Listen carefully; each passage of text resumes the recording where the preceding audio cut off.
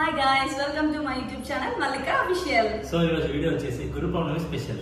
ఇవాళ గురు పౌర్ణమి కాబట్టి మా మాస్టర్ కి మేము సన్మానించాం. First Madhu master, Harish master and Anil master. మా మాస్టర్స్ కి మేము ఎలా సన్మానించామో చూడాలనుకుంటే ఫుల్ వీడియో చూసేయండి.